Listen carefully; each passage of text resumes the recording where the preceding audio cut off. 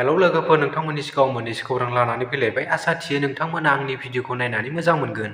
आसाम मेघालय सिमायाव थानाय डिमा हासाव जिल्लानि उमरांस'नि खैला खनियाव थाबथाना थानाय लेबारफोरनि गेजेराव सा-3 लेबारफोरनि जिउ गोमानायनि खौरां मोननाय जादों, जेराव रेस्क्यु अपारेशन सोलिबाय थानाय समावनो सा-3 सुबुंनि जिउ गोमानायनि खौराङा सोराङाव फैदों। मिथिनो मोननाय बायदिब्ला 300 फुट खैला खनियाव दै हाबनायनि थाखाय बे गेदेर जाथाया जादोंमोन। बे थाबथानाय लेबारफोरनि गेजेराव सासे बर' सुबुंबो दं आरो बिथाङा सनितपुर जिल्लानि पाटासिपुर टिलापारानि आन्दुल गयारिनि फिसाज्ला शरद गयारि होननानै मिथिनो मोननाय जादों। लोगोसेनो दा खैला खनियाव थाबथाना थानाय लेबारफोरखौ बहननो थाखाय एनडीआरएफ आरो एसडीआरएफजों लोगोसे गोबां एजेन्सिफोरनि रेस्किउ खालामनाया सोलिगासिनो दं। लोगोसेनो बाखि थाबथाना थानाय लेबारफोरनि गेजेराव सोर साबैसा मा अबस्थायाव दं बेनि जेबो खौरां मोननाय जाथ'वाखै।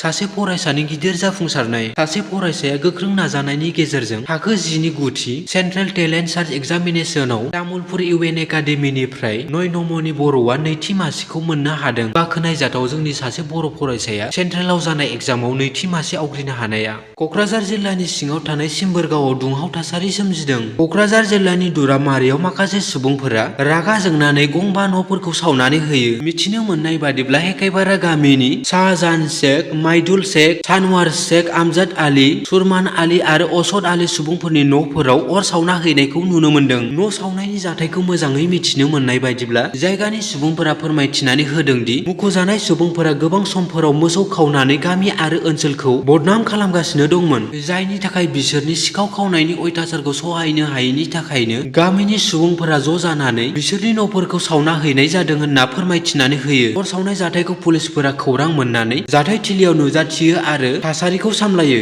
गसाइगाव महकुमानि सिङाव थानाय गान्धी नगर गेवलां गेलेग्रा फोथाराव गसाइगाव जिल्ला बिपिएफ राजखान्थि हान्जानि खुंगा 63 बोसोरारि जथुम्माया मैयानि दिनाव जानानै थाङो। बे हाबाफारियाव गाहाय आलासि महरै बिटिसिनि बारग' चिफ हाग्रामा महिलारि आरो बिथांजों लोगोसे गोबां बिपिएफ दोलोनि मावथिफोरा बाहागो लायो आरो बे हाबाफारियाव बाहागो लानानै फैगौ बिटिसि बिसायख'थियाव गसाइगाव बिपिएफनि सिङाव थानाय गासै मोनबा बियाबनि गेजेराव मोनब्रै बियाबाव बिपिएफ दोलोआ देरहासार जागोन होनना हाग्रामा महिलारिया गोख्रों रावजों फोरमायथिनानै होयो। लोगोसेनो नोंथांमोना जानो गोनां बिटिसि इलेक्सनाव इउपिपिएल आरो बिपिएफ पार्टिनि गेजेराव बबे मोनसे पार्टिखौ सरकार दाजानो लुगैयो नोंथांमोना कमेन्टनि गेजेरजों फोरमायहरबानो जाबाय।